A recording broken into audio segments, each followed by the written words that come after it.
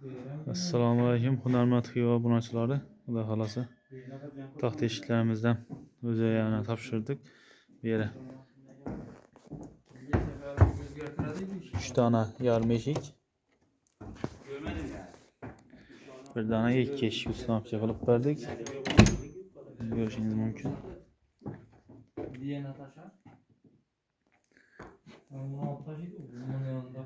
İki yarma, iki.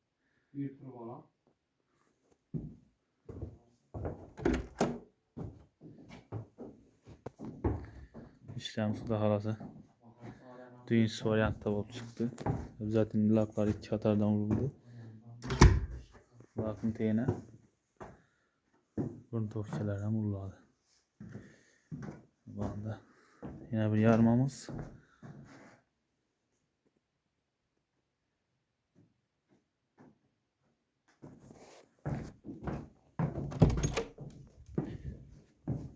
Görüşünüz mümkün.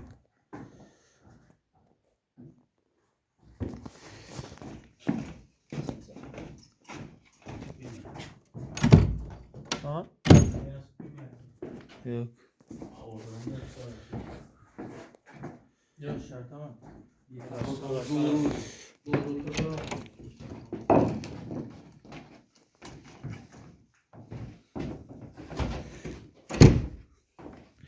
Usta eşit olsun da fikrinizi aytın halkımıza. Ne oluyor değişiklikler?